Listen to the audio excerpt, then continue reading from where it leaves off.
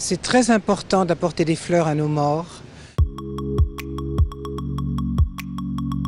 C'est très important de voir plusieurs fois le livre d'Hemingway, Paris est une fête, parce que nous sommes une civilisation très ancienne et nous porterons au plus haut nos valeurs.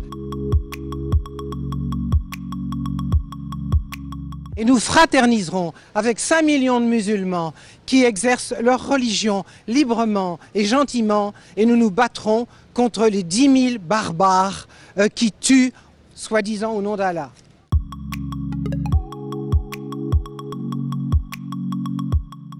Alors je suis devenu l'ami de beaucoup de musulmans et j'ai fait beaucoup de selfies sur mon boulevard avec beaucoup de jeunes, et j'espère avoir entraîné des jeunes à militer, à s'engager.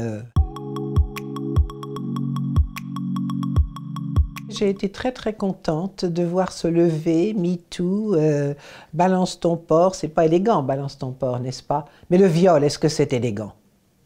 Et la main à la cuisse, est-ce que c'est élégant? Et les propos salaces, est-ce que c'est élégant? Je suis une féministe depuis l'enfance. Pourquoi? Parce que je suis née en 1938, à une époque où on préférait les garçons aux filles. Donc mes parents, quoique fort intelligents, préféraient mon frère aîné à moi-même. Je me disais, je suis dans un monde de fous, il va falloir changer tout ça. Donc si vous voulez, j'étais déjà une révoltée de naissance du fait qu'il n'y avait pas égalité entre mon frère et moi, ce que je trouvais aberrant. Et puis il se trouve que mon père, qui a terminé la guerre comme correspondant, qui était journaliste, comme mon grand-père, et qui a terminé la guerre comme correspondant de guerre dans l'armée canadienne, a ouvert les camps de concentration, a rapporté les photos.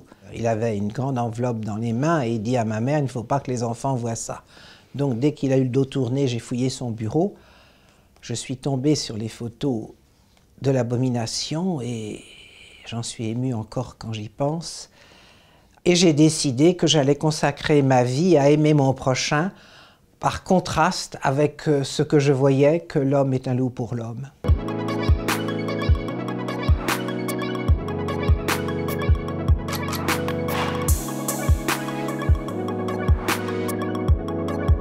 Si on se mettait mondialement à respecter le corps des femmes. J'ai passé ma vie à défendre les droits humains et j'ai découvert très tardivement l'excision. J'avais 75 ans, j'en suis pas fière parce que c'est une torture de tous les instants. Tout de même, l'excision, la mutilation des femmes, c'est une abomination qui dure depuis des millénaires. On est au XXIe siècle et le premier des droits humains pour moi, pour une femme, c'est premièrement de ne pas se faire exciser. C'est abominable qu'on puisse encore mutiler les femmes.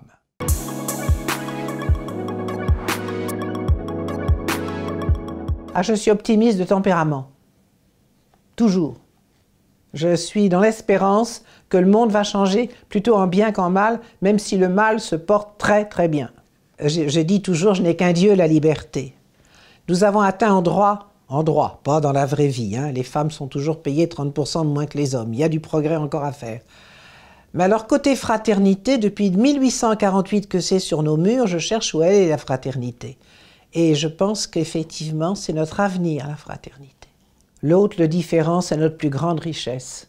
Je voyage énormément, je suis toujours enthousiaste de rencontrer des gens qui vivent autrement, qui mangent autrement, qui s'habillent autrement, qui ont une autre culture que la mienne et avec lesquels j'échange. C'est absolument passionnant.